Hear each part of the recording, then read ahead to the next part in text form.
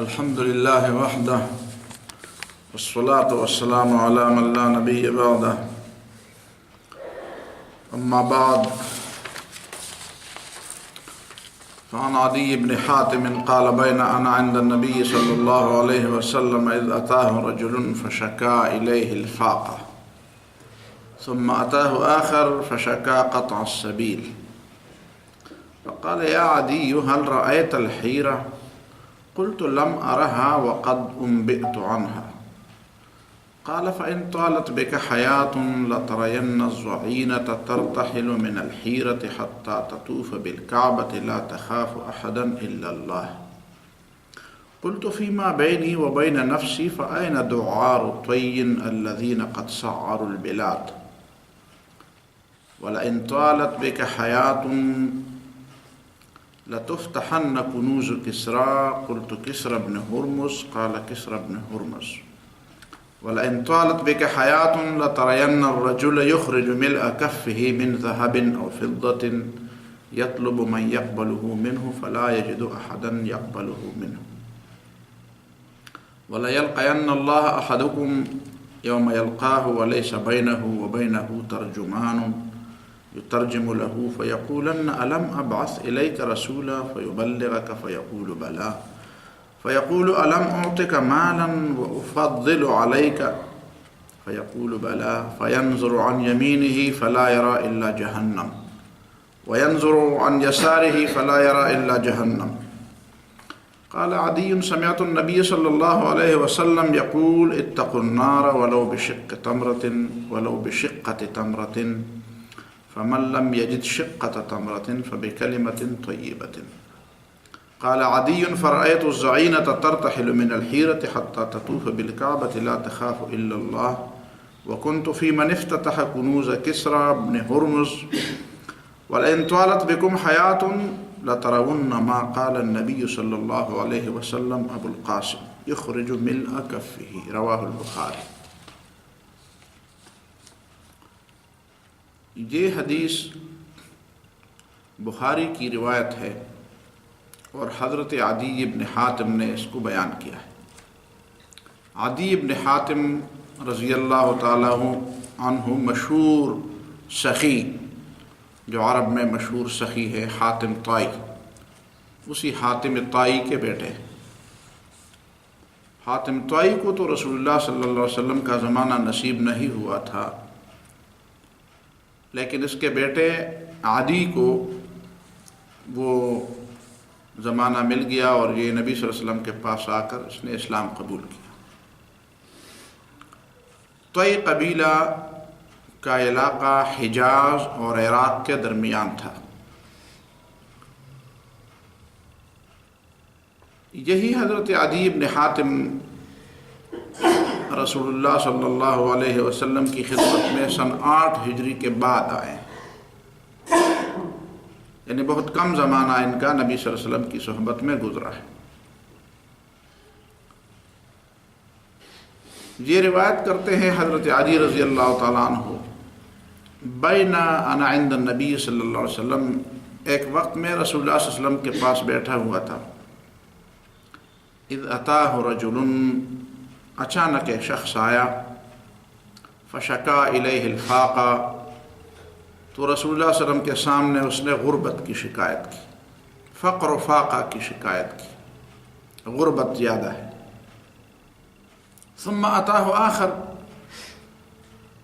پھر ایک دوسرا شخص آیا، فشکا قطع السبیل، اس نے چوری اور ڈاکوں کی شکایت کی، ڈاکے بہت زیادہ پڑتے ہیں. فقال یا عدی، رسول اللہ صلی اللہ علیہ وسلم نے فرمایا عدی هل رأیت الحیرہ، تم نے ہیرا دیکھا ہے؟ ہیرا یمن کا ایک علاقہ ہے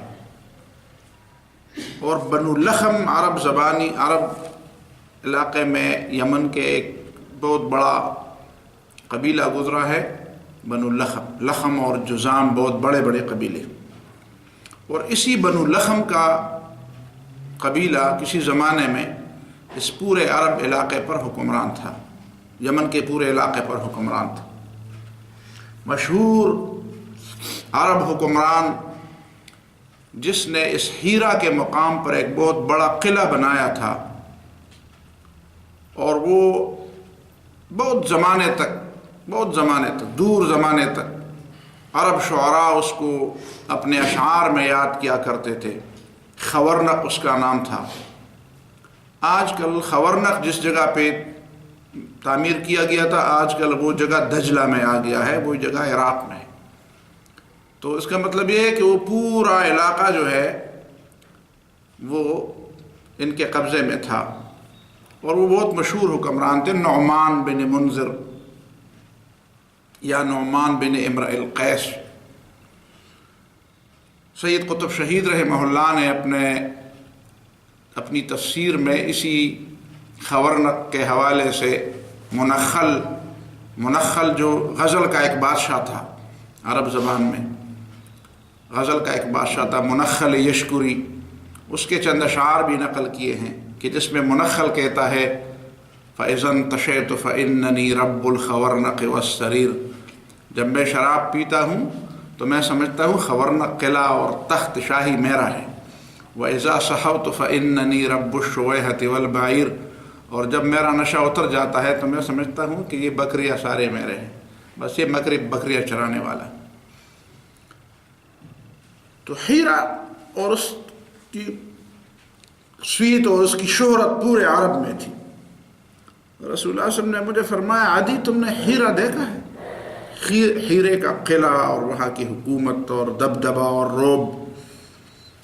قلت لم ارہا، میں نے دیکھا تو نہیں ہے، وقد انبئت عنہا، لیکن اس کے بارے میں مجھے پتہ ہے، میں نے وہاں کی خبریں سنی ہیں، اس سے میں باخبر ہوں کہ وہاں کیا ہے۔ قال رسول اللہ صلی اللہ علیہ وسلم نے فرمایا فَإِن طَالَتْ بِكَ حَيَاتٌ، اگر تمہیں زندگی لمبی مل گئی، لَتَرَيَنَّ الزَّعِينَةَ، تم ایک پردنشین عورت کو کجاوے میں اونٹ پر بیٹھی ہوئی دیکھو گے، ترتحل من الحیرۃ حتی تطوف بالکعبہ، کہ وہ ہیرا سے نکلتے ہوئے اکیلے آئے گی اور کعبے کا طواف کرے گی۔ لا تخاف احدا الا اللہ، اللہ کے علاوہ اسے کسی کا خوف نہیں ہوگا، صرف اللہ سے ڈرے گی، اللہ کے علاوہ کسی سے نہیں ڈرے گی۔ قلت فیما بینی و بین نفسی، تو میں نے اپنے دل میں کہا فأین دعار طوین، تو طوئی کے ڈاکو کہاں ہوں گے اس زمانے میں؟ طوئی قبیلے جو میرا اپنا قبیلہ ہے، اس اپنے قبیلے کے ڈاکو اور لوٹنے والے وہ لوگ اس وقت کہاں ہوں گے؟ وہ تو اس طرح کے ضعینے کو اکیلی ایک عورت جائے گی تو کیسے اس کو چھوڑیں گے؟ وہ تو مشہور ڈاکو ہے۔ قد سعروا البلاد، جنہوں نے سارے راستوں پر اور سارے علاقوں پر انہوں نے آگ جلائی ہے، ایک قسم کی آگ لگائی ہوئی ہے، یعنی طوفان برپا کیا ہے، جو ڈاکے ڈالتے ہیں، یہ لوگ کہاں ہوں گے؟ اور پھر فرمایا رسول اللہ صلی اللہ علیہ وسلم نے وَلَئِن طَالَتْ بِكَ حَيَاتٌ، اگر تمہیں لمبی زندگی مل گئی، لَتُفْتَحَنَّ كُنُوزُ كِسْرَى، یقیناً کسرا کے خزانے مسلمانوں کے ہاتھوں فتح ہو جائیں گے۔ قلت کسرا بن ہرمز، میں نے کہا کسرا ہے مراد ایران کا وہ کسرا ہے جو ہرمز کا بیٹا ہے؟ کسرا کسی خاص بادشاہ کا نام نہیں ہوا کرتا تھا، بس جو بھی ایران کا حکمران ہوتا تھا اسے کسرا کہتے تھے، لیکن یہ ہرمز کا بیٹا کسرا بن ہرمز، وہ کسرا جو ہرمز کا بیٹا ہے اور ایران کا حکمران۔ قال کسرا بن ہرمز، اسلام فرمایا ہاں وہی کسرا، وہی ہرمز کا بیٹا، اسی کے قلعے فتح ہوں گے اور اس کے خزانے مسلمانوں کے ہاتھ آئیں گے۔ وَلَئِن طَالَتْ بِكَ حَيَاتٌ، اور آدھی اگر تجھے لمبی زندگی مل گئی، لَتَرَيَنَّ الرَّجُلَ يُخْرِجُ مِلْءَ كَفِّهِ مِنْ ذَهَبٍ أَوْ فِضَّةٍ، تم دیکھو گے اپنی آنکھوں سے کہ ایک شخص بھرے ہاتھوں سونا اور چاندی اٹھائے پھرتا ہے، گھر سے بھرے ہاتھوں میں سونا اور چاندی اٹھا کے، یطلب من یقبلہ، گلی گلی کوچے کوچے پھرے گا اور ایسے شخص کو ڈھونڈے گا جو اس کو قبول کر لے۔ جو بھی شخص آئے گا اسے پتہ ہوگا کہ یہ غریب ہے یا اسے نظر آئے گا کہ یہ غریب ہے، اسے کہا یار یہ لے لو، زکوٰۃ کا مال ہے، صدقے کا مال ہے، وہ تو کہتے ہیں مجھے حاجت نہیں ہے، مجھے ضرورت نہیں. فلا یجدوا احدا یقبلہ منہ، وہ ایک شخص بھی نہیں پائے گا کہ جس سے وہ صدقہ قبول کر لے. لوگ اتنے مالدار اور لوگوں کے دل اتنے غنی ہو جائیں گے.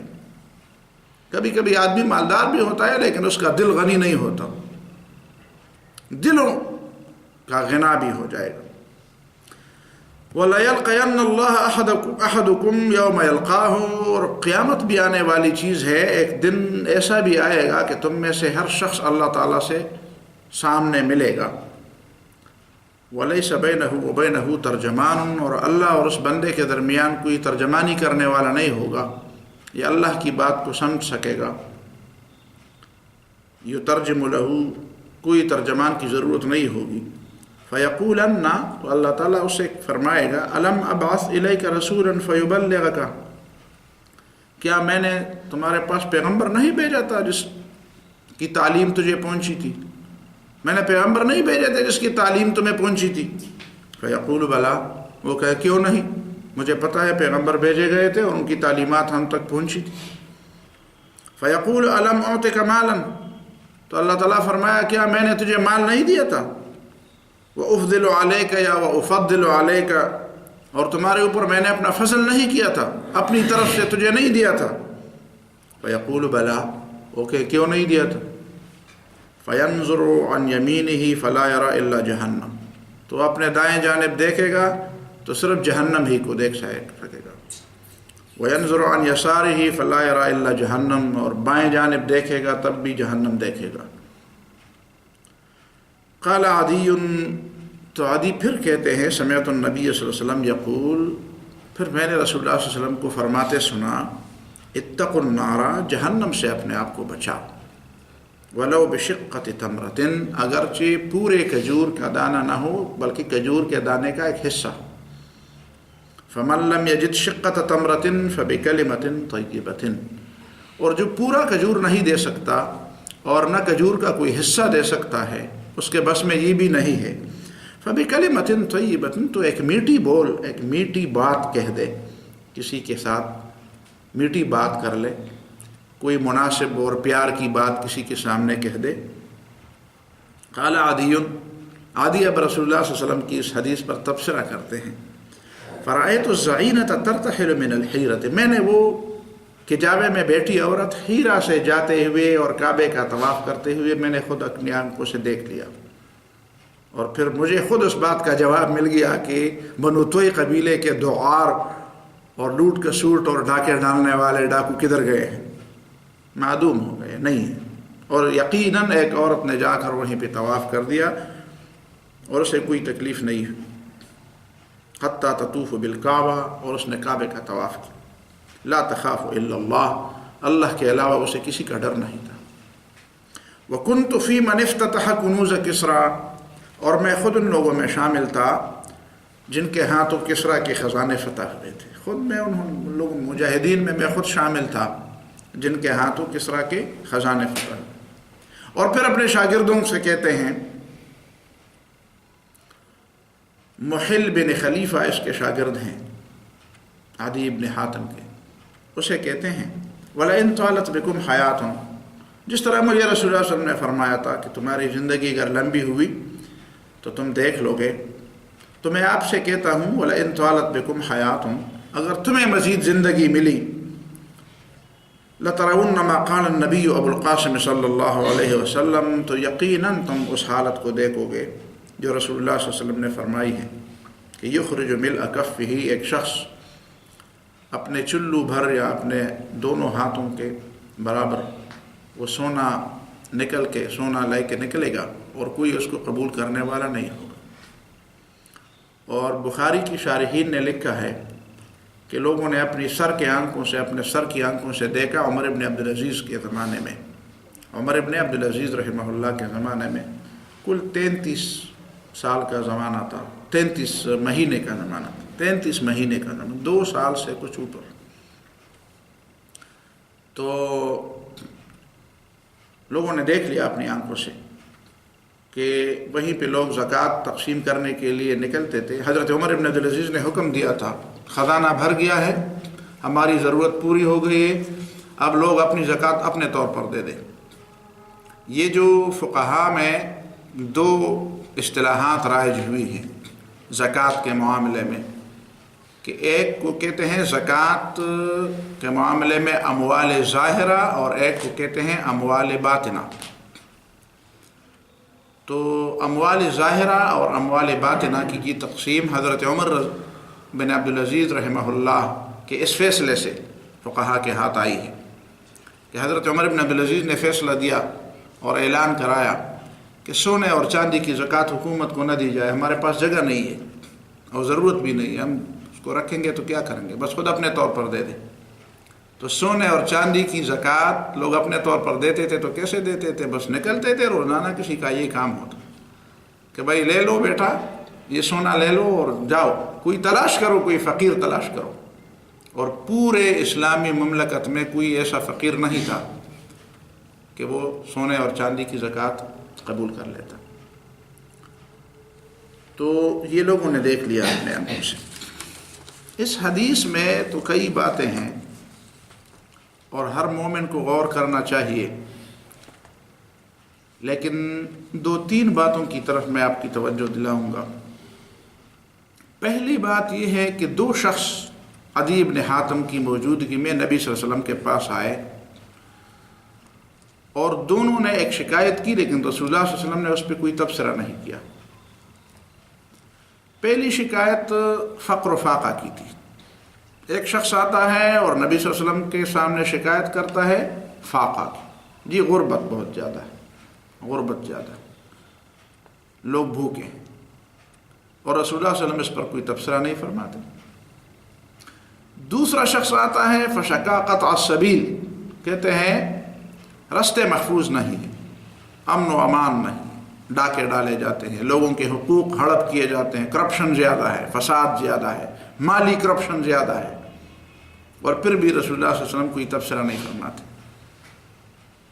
گویا کہ وہ دو اشخاص رسول اللہ صلی اللہ علیہ وسلم کو ایک پروگرام دینا چاہتے تھے کہ ہمیں کیا غربت کے بارے میں کوئی حل بتایا جائے، غربت کا کیا حل ہوگا، امن و امان کے مسئلے کا حل کیا ہوگا۔ اور رسول اللہ صلی اللہ علیہ وسلم پھر وہی ایک بات کہتے ہیں جو پہلے سے مکہ معظمہ کے دور سے وہی کہتے آ رہے ہیں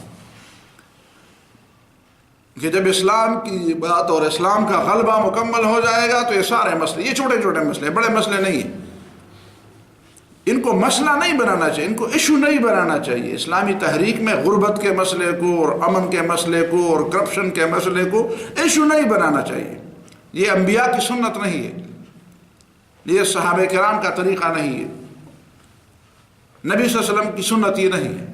نبی صلی اللہ علیہ وسلم کی سنت یہی ہے کہ جو بنیادی بات ہے کہ اللہ تعالیٰ کی بندگی ہو، اللہ تعالیٰ کی بندگی کی بات کو لوگ سمجھ جائیں، لوگ اللہ تعالیٰ کے بندے بن جائیں، اور بندگی صرف اسی طرح نہ ہو کہ انفرادی زندگی میں بندگی، اجتماعی زندگی میں اللہ تعالیٰ کی بندگی ہو، ایمان پہ عمل ہو، ایمانیات اس کو سمجھ جائے، اس کو سمجھنے کی کوشش کی جائے، ایمانیات کیا ہے، اور پھر اس پہ عمل ہو۔ الذین آمنوا ولم یلبسوا ایمانہم بظلم اولئک لہم الامن، تو امن آئے گا، اور غربت کا بھی خاتمہ۔ اور غربت کی گردان کرتے کرتے غربت کا خاتمہ، ٹھیک ہے کچھ لوگوں کو نوکری مل جائے گی، کچھ لوگوں کا کام بن جائے گا، ایک نعرہ بھی ہاتھ آ جائے گا، ان کا کام بھی چل جائے گا۔ اسی سے پہلے بھی اسی طرح کے نعرے لگائے گئے تھے، ان میں بھی کچھ لوگوں کا کام بنا تھا، غربت کے نعرے سے کسی کی نوکری لگ گئی تھی۔ یہ تو ہوگا کہ کچھ لوگوں کی نوکری لگ جائے، یہ تو ہوگا کہ کچھ لوگ اس بہانے جمع ہو جائیں اور کچھ لوگوں کا اپنا کام ہو جائے، غریب کا ہو جائے یا نہ ہو جائے، کچھ لوگوں کا کام ہو جائے۔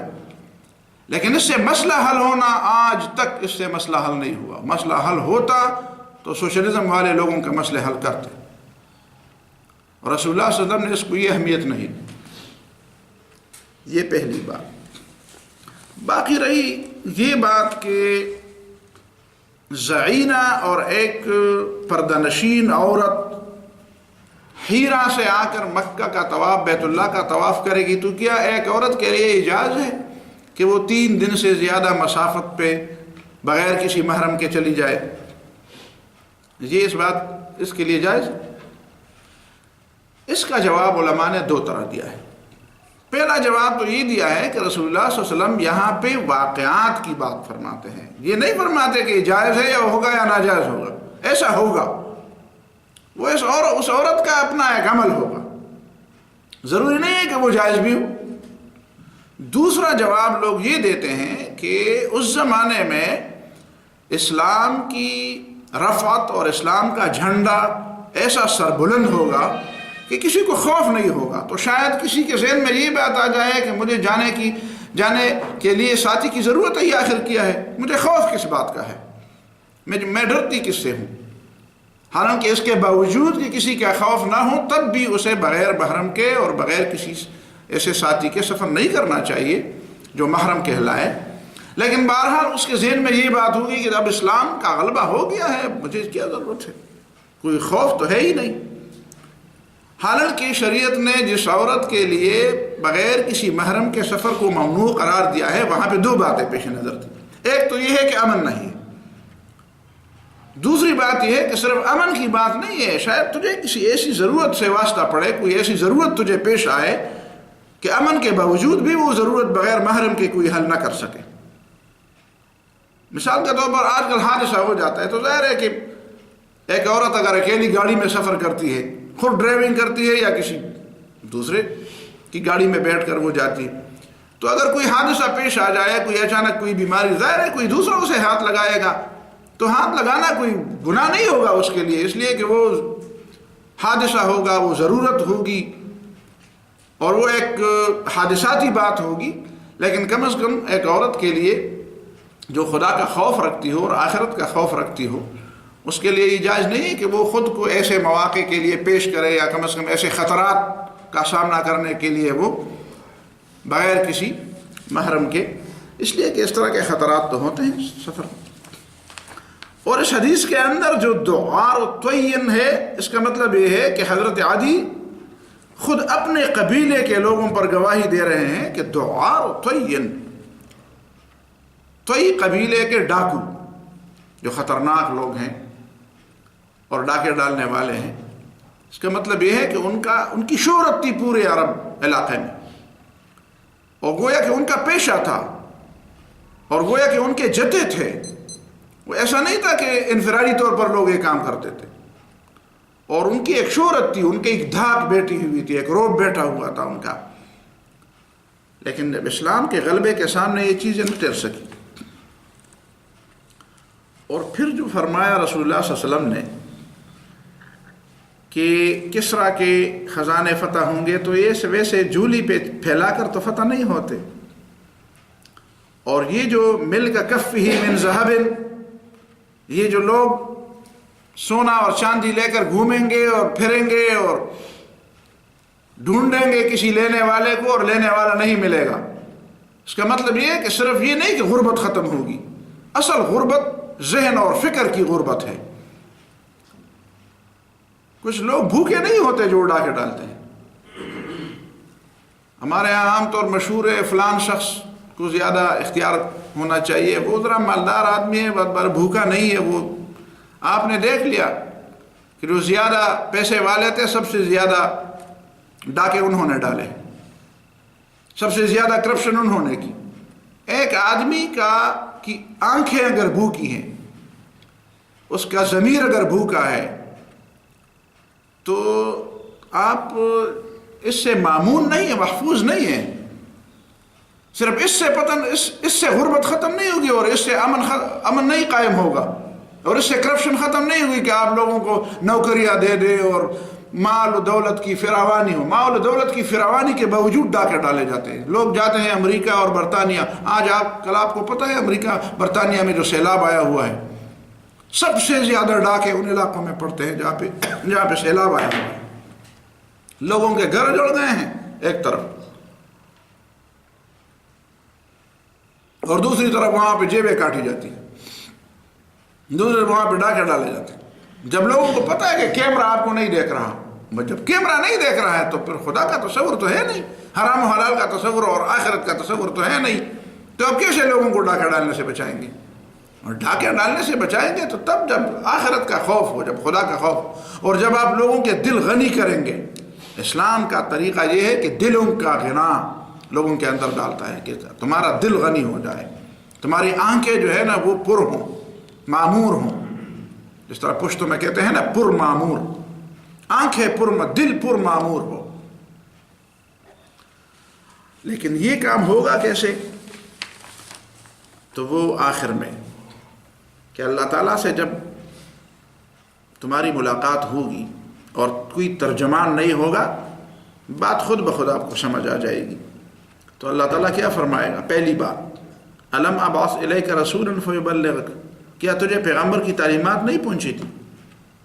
پیغمبر کی تعلیمات جن کو پہنچی تھی ان کے لیے کیا بہانہ ہوگا پھر؟ یقیناً پہنچی۔ یہ سوال کوئی بھی شخص اللہ کے سامنے ایسا نہیں ہوگا جو وہ کہے گا کہ نہیں اللہ مجھے تو کچھ بھی پتہ نہیں، مجھے تو کوئی بھی نہیں پہنچا، مجھے تو کسی پیغمبر کی تعلیم کے بارے میں نہیں پتہ۔ یہ ہمارے لوگوں کو ویسے دوسروں کا درد سر پڑا ہوتا ہے، کہتے ہیں جن کو نہیں پہنچے تو وہ کیا ہوگا، وہ غم میرا نہیں اور تمہارا ہے، تم خود اپنا غم کرو۔ تمہیں پہنچا ہے کہ نہیں پہنچا؟ تمہیں پیغمبروں کی تعلیم پہنچی ہے کہ نہیں پہنچی؟ جن کو نہیں پہنچی ہے ان کا غم نہ کرو، خود اپنا غم کرو جن کو پہنچی ہے تعلیم اور انہوں نے عمل نہیں کیا۔ اس کا مطلب یہ ہے کہ اصل چیز وہی تعلیمات ہے، ان تعلیمات کو روب عمل نہ، اس کو سمجھنا چاہیے۔ اور دوسری چیز یہ ہے کہ ان تعلیمات کے لیے قربانی دینے کی ضرورت ہے۔ الم اعطک مالا وفضل علیک، دوسرا سوال یہ ہوگا میں نے مال نہیں دیا تھا؟ تو اگر مال دیا تھا تو پھر اس مال کو تم نے کیسے خرچ کیا؟ واقعی میرے دین کے لیے خرچ کیا کہ نہیں خرچ کیا؟ اگر دین کے لیے خرچ نہیں کیا، اور دین کے لیے خرچ کرنے کے دو مطلب، ایک مطلب پر رسول اللہ صلی اللہ علیہ وسلم نے مزید تبصرہ نہیں کیا، اور دو جگہ پہ یہ مال کا تذکرہ ہوا۔ ایک اس مقام پہ جب ابعث الیک رسولا، پیغمبر کی تعلیمات تمہیں پہنچی تھی کہ نہیں پہنچی تھی، اور تمہیں مال دیا تھا کہ نہیں، ان دونوں کو ملایا کہ پیغمبر کی تعلیمات کو عام کرنے کے لیے اور ان تعلیمات کو دوسروں تک پہنچانے کے لیے، اور ان کو اس حد تک پہنچانے کے لیے کہ کسریٰ کے خزانے بھی فتح ہوں اور اتنا امن و امان بھی ہو کہ ادھر سے زائنہ آئے اور وہاں پہ طواف کرے اور لا تخافوا الا اللہ۔ اس کے لیے دو باتوں کی ضرورت ہے، دو باتوں کی ضرورت ہے۔ ایک اس بات کی ضرورت ہے کہ نبی صلی اللہ علیہ وسلم کی تعلیمات کو عام کیا جائے، اور دوسری اس بات کی ضرورت ہے کہ اس کام پہ پیسہ لگایا جائے، اس پہ خرچ کیا جائے۔ یہ ایک سیاق و سباق۔ دوسرا سیاق و سباق پھر یہ ہے، قال عدی، دوبارہ رسول اللہ صلی اللہ علیہ وسلم نے فرمایا اتقوا النار ولو بشقۃ تمرۃ۔ ایک انسان کا تعلق ہے عام لوگوں سے۔ کچھ لوگ جو ہے وہ کسی تحریک پر تو خرچ کرتے ہیں لیکن غریب پر خرچ نہیں کرتے۔ ان کے ہمسائے میں ان کے بالکل قریبی لوگ رہتے ہیں، ان کو پتہ ہوتا ہے کہ یہ بھوکے ہیں، یہ ننگے ہیں، یہ پیادہ ہیں، اور ان کو ضرورت ہے، مقروض ہے، بیمار ہے، کچھ اور ضروریات ہیں ان کی، تو وہ جہاں پہ ضمیر ایک ذہن بنا ہوتا ہے، اپنے طور پر لوگوں نے ایک ذہن بنایا ہوتا ہے، ان غریبوں کو وہ نہیں دیتے۔ تو یہاں پہ رسول اللہ صلی اللہ علیہ وسلم نے مال کے دونوں طریقوں سے اس کے استعمال کی طرف توجہ دلائی۔ اقامت دین کے لیے بھی، دین کے غلبے کے لیے بھی، دین کی اشاعت کے لیے بھی مال خرچ کرو، اور جو غربت ہے اس کو بھی اسی طرح۔ یہ نہ کرو کہ اسلامی حکومت آئے گی تو پھر غربت ختم ہو، نہیں، جو ضرورت والے لوگ ہیں آپ ان کی ضرورت پوری کریں۔ اسی طریقے سے تو ہوگا نا، اسی طریقے سے تو لوگوں کے ذہن میں اسلام کی بات آئے گی کہ آخر میری ضرورت ایک شخص کیوں پورا کرتا ہے۔ میرے ایک دوست نے کہتے ہیں کہ امریکہ میں وہ دکان شاپ تھا، کوئی ملازم تھا شاید، نے کہا ایک چھوٹی بچی آئی تو میں اس کو جانتا تھا کہ یتیم ہے، تو اس نے کچھ چاکلیٹ، کچھ ڈرنک، کچھ چیزیں مجھ سے لے لی، تو میں نے اس سے پیسے نہیں لیے۔ تو ساتھ ایک عورت کھڑی تھی، اس نے مجھے کہا تم نے اس سے پیسے کیوں نہیں لیے؟ کہتے بس میں نے نہیں لیے، یتیم ہے۔ کہتے یتیم ہے تو کیا ہے؟ کہتے میں نے کہا یہ تو ہمارے اسلام میں یہ بات ہے کہ یتیموں پر رحم کرنا چاہیے، ترس کھانا چاہیے۔ تو بچی ہے، چھوٹی ہے اور یتیم ہے، تو میں نے اس سے پیسے نہیں لیے، میں اس پہ اجر اور ثواب اور میرے دین کا معاملہ۔ کہتے اس سے کیا مطلب، اس کے پاس پیسے ہیں اور دے لے، تمہیں دے رہا ہے تو دے لے لو، تو اس میں کون سی نیکی؟ یعنی لوگوں کے دماغ میں یہ بات آتی نہیں کہ یتیم کے ساتھ نیکی بھی کوئی نہیں، کہ یتیم کے سر پر ہاتھ رکھنا، بھائی یتیم ہے تو مجھے ہمیں کیا ہے، بس پیسے ہیں اس کے پاس، لے لو اس سے چاکلیٹ، اگر یہ وہ نہیں لے سکتی تو نہ لے چاکلیٹ۔ تو ذہن میں یہ بات نہیں آتی. غریب اللہ نے پیدا کیا ہے تو میں کیا کروں؟ بس اللہ نے اسے اس طرح پیدا کیا اور تجھے اس طرح پیدا کیا، تو اس پر وہ امتحان ہے، تمہارے اوپر یہ امتحان ہے، تو تم کیا کرو گا؟ مطلب کیا ہے کہ تم اللہ کے خزانے میں اضافہ کرنا چاہتے ہو، اللہ کے لیے جمع کرتے ہو. کس لیے جمع کرتے ہو؟ کہ اللہ تعالیٰ پر احسان کرنا چاہتے ہو. اللہ نے اس پر امتحان کیا ہے، اس کو محتاج بنا دیا ہے، اور تجھ پر امتحان کیا ہے تو تمہیں دے دیا ہے. شاید تمہیں اس کا حصہ تمہیں ملا ہے، شاید یہ تمہارے پاس جو زیادہ ہے یہ اس کا حصہ ہے، لیکن تمہارے پاس آ گیا ہے. اب تمہیں یہ پتہ چل گیا ہے کہ واقعی میرے مال میں کسی اور کا حصہ آ گیا ہے. تو وہ کون ہے؟ وہ یہی ہے جو تمہارے پاس کھڑا ہے، وہی ہے جو تم دیکھ رہے ہو کہ وہ محتاج ہے. یہ اس کا حصہ ہے، اس کو پہنچاؤ. تمہارے ساتھ براہ راست آ گیا ہے، اس کو تمہارے ذریعے سے دینا ہے. تو یہ دو باتیں. اور اگر یہ بھی نہ کر سکو تو فَبِكَلِمَةٍ طَيِّبَةٍ، کچھ میٹھی بات تو کر لو. کچھ لوگوں کے ذہن منہ میں میٹھی بات بھی نہیں ہوتی. پتہ نہیں وہ سمجھتے ہیں کہ اس پہ بھی کوئی خرچہ آئے گا یا میرے جیب میں کوئی کمی آئے گی. یعنی ایمان اور اسلام ایک مٹھاس ہے. ایک تو یہ ہے کہ جب دین کی بات ہو رہی ہے، مجھ سے بھی لوگ شکوے کرتے ہیں کہ تم بھی ہر معاملے میں سخت بات کہتے ہو. تو اگر مجھے کسی نے گالی دی ہو اور مجھے سخت بات کی ہو تو یقیناً میں پھر معذرت چاہتا ہوں. لیکن اگر کسی نے اسلام کے بارے میں کوئی ایسی بات کی ہو کہ میں سمجھتا ہوں کہ اس نے غلط کیا ہے اور میری موجودگی میں کیا ہے، تو مجھ سے یہ برداشت، یہ کمزوری ہے. اگر آپ اس کو کمزوری کہتے ہیں تو یہ کمزوری تو ہے، پھر مجھ سے برداشت نہیں ہوتا کہ آخرکار ایک شخص اس طرح کی غلط بات کہتا ہے، اسے بات کرنے